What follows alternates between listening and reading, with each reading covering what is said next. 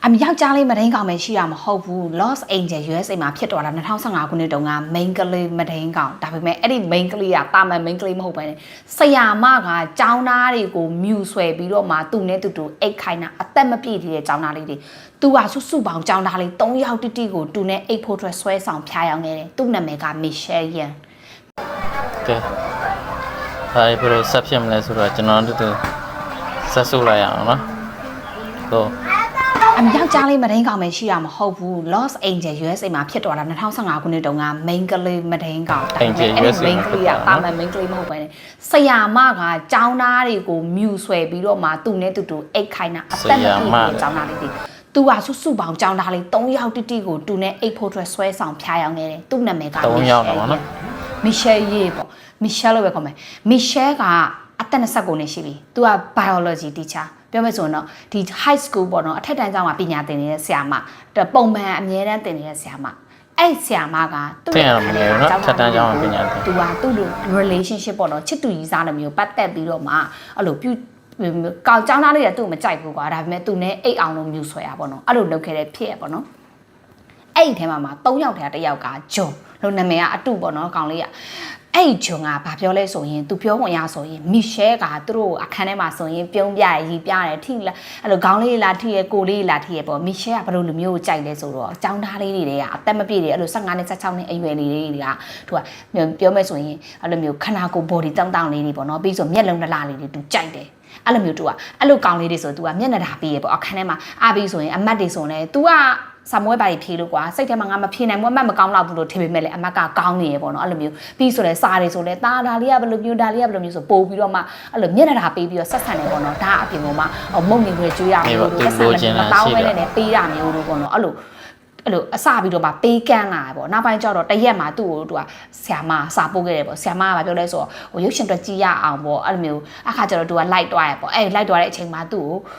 ုသိရမလား gain ဆိုတဲ့ဟာလေ H box 360ဆိုတဲ့ဟာအဲ့ဒါကြီးကိုဝယ်ပေးရဝယ်ပြီးတော့ကောင်လေးကလည်းအရန်ပျော်ပြီးတော့မှအဲ့ဒါလေးကိုယူလာပေါ့နော်အဲ့ဒေါ်လာ400တောင်တန်တယ်အဲ့ဒါနဲ့သူကလည်းအိမ်ပြန်ရောက်တဲ့အခါကျတော့သူကဒီ gain set ကိုအာယုံစိုက်ဒေါ်လာ400တောင်တန်ဆရာမင်းကအရင်ချိုးတာပဲပေါ့နင်းအဲ့ဘာဖြစ်တယ်ညာဖြစ်တယ်ပေါ့သိရမလားစပြီးတော့ပြောလာပြီးတော့မှကင်တော့ပုတ်တက်ပြီးမှနန်းတယ်ပေါ့ကောင်လေးကလည်း15နှစ်ပဲရှိတယ်လူပြိုပေါက်လေးဆိုတော့ကိုဆရာမကိုနန်းတယ်ကွာကိုဆရာမအရင်ရုပ်ဆိုးဆိုးကြီးလည်းမဟုတ်ဘူးအသက်28 29ဆိုတော့သူလည်းပြန်နန်းမိသွားရပေါ့သိရမလားပြန်နန်းမိသွားရဟာလေသူတို့အဲနေရအဲ့လိုမျိုး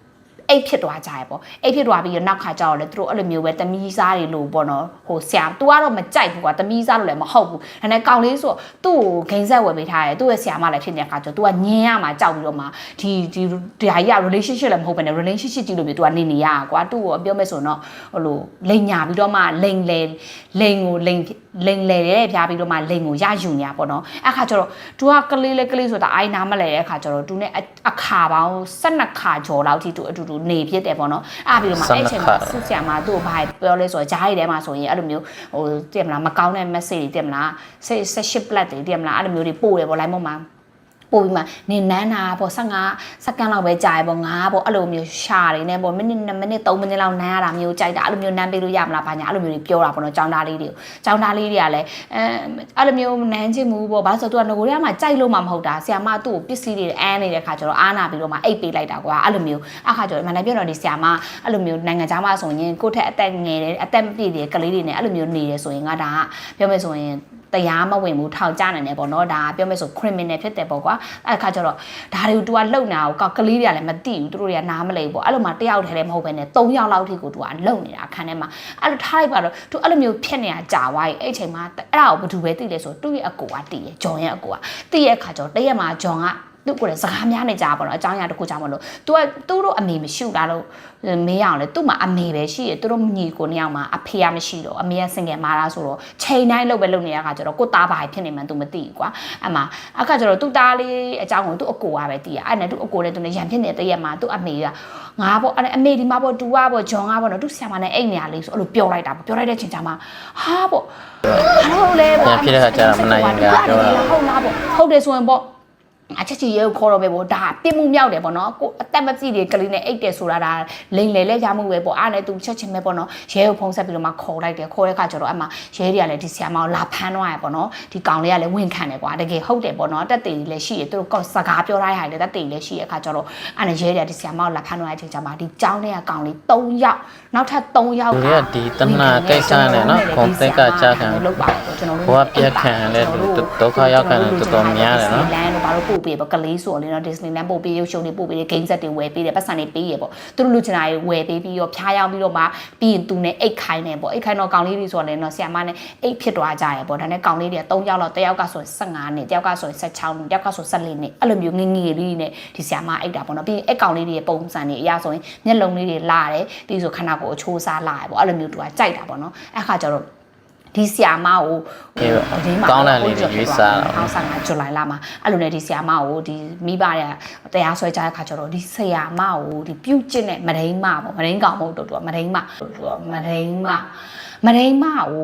ုထောင်တဲ့လေးနှစ်တက်တယ်နော်မတိုင်းမှာထောင်တဲ့လေးနှစ်ပဲချတယ်ဒီကောင်လေးတွေကတော့တက်တာလုံးစိတ်တန်ရရသွားကြသူတို့ကဘလို့ဖြစ်သွားလဲဆိုသူတို့ကကလေးပဲရှိတယ်နားမလဲသေးဘူးလေအဲ့မျိုးသူတို့ဒါမျိုးလိန်ပိုင်းဆိုင်ရာမှာလိန်နယ်လဲပြပြီးလိန်ကိုလိန်ညာပြီးရယူလာတာအဲ့လိုလိန်လဲပြရယူမှုပေါ့အဲ့လိုပြောရလားမသိပါဘူးအဲ့လိုမျိုးလုခံလိုက်ရတဲ့အခါကျတော့ကောင်လေးတွေဘလို့ဖြစ်သွားလဲဆိုတော့ psychologist တွေပြရတယ်စိတ်ပညာဆရာဝန်တွေနဲ့ပြရတယ်စိတ်ကြယောဂါတွေရတယ်လူတွေနဲ့အဝေးကိုရှောင်ပြီးတော့နေတယ်ငကိုတွေကပျော်ရွှင်ရွှင်နဲ့လူတွေနဲ့ပေါင်းတဲ့ဆက်ဆံတဲ့ကောင်လေးကအခုဆိုနောက်ပိုင်းဆိုလူတွေနဲ့အဝေးမှာနေပြီးကြောင်ပိတ်ပြီးတော့နေအဲ့လိုလုံးဝပြောင်းလဲသွားရပေါ့နော်ပြောမဆိုစိတ်ထဲကအကြီးကြီးရသွားတာပေါ့နော်ပြောမဆိုကိုကငယ်တယ်ဆိုတော့ညာပတ်ဝန်းကျင်မှာကိုဆရာမကြီးနဲ့အိတ်လိုက်တယ်ဆိုခံစားချက်မျိုးပေါ့နော်ဒါအပြင်ကမှဒီကိစ္စဖြစ်တဲ့အချိန်မှာဒီလူတွေကျွန်တော်ဆိုတော့ဒီလိုဖြစ်မှာပဲကိုဘွားအညှို့ထုတ်တာဟာဆရာမတလောက်မိုက်တာငါဟာဆိုရင်အလကားအိတ်ရတာအိတ်မှာပဲပေါ့အဲ့လိုမျိုးတွေပြောကြတယ်အဲ့လိုမျိုးကိုချင်းမစာလူတွေလည်းရှိတဲ့ခါကျတော့သူတငယ်ချင်းတွေကြားထဲမှာလည်းသူဆိုမျက်နှာတွေဘာလဲမပြဘူးဒါတော့ကိုယ့်ရဲ့ဘယ်လိုလဲဆိုရင်ဘဝကိုယ့်ရဲ့ခံကိုယ့်ရဲ့တက်ခါ